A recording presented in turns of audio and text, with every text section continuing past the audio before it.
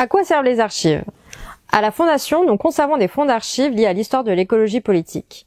Mais qui les utilise? C'est ce que nous allons voir aujourd'hui avec l'historien Alexis Vrignon.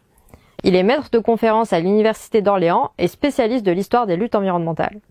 Bonjour, je suis Alexis Vrignon, maître de conférences en histoire contemporaine à l'Université d'Orléans. Et depuis maintenant près de 15 ans, je travaille sur l'histoire des mouvements écologistes, des conflits environnementaux, et depuis quelques années, je m'intéresse également à l'histoire des énergies alternatives. Pour l'essentiel, je travaille sur les années 1970 et 1980. Je m'appuie donc beaucoup sur des archives papier, aussi bien des archives des militants et des militantes que des archives issues des pouvoirs publics.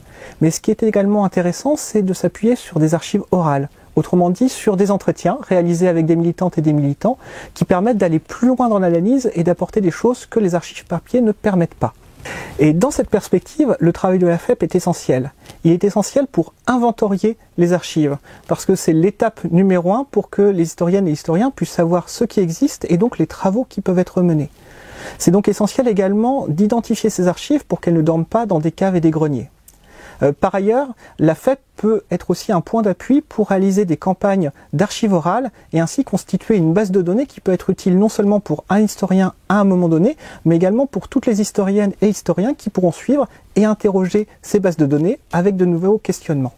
Et donc parmi toutes les archives que j'ai pu consulter depuis le début de ma thèse, il y a un carton qui m'a marqué plus que les autres, c'est celui qui contient les lettres adressées à René Dumont durant la campagne présidentielle de 1974.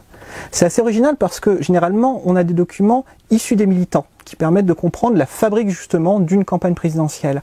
Et c'est assez rare finalement d'avoir une série de lettres, assez nombreuses en plus, qui permettent de savoir comment cette campagne a été perçue, reçue dans la population, que ce soit pour critiquer René Dumont ou pour applaudir son action.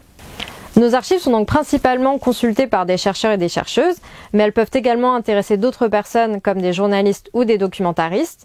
Si vous voulez en savoir plus sur le travail d'Alexis Vrignon, vous pouvez aller lire ses ouvrages. Et si vous voulez découvrir nos fonds d'archives, vous pouvez aller sur notre site internet archiveecolo.org.